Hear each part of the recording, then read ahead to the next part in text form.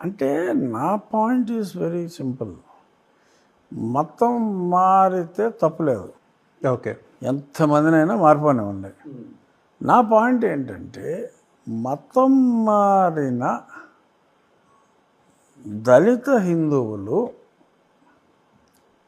మతం మారితే క్రైస్తవుడిగా బీసీసీ సర్టిఫికేషన్లో ఉండాలి తప్ప మళ్ళీ సర్టిఫికెట్టు ఎస్సీ సర్టిఫికెట్టు ఉండకూడదు.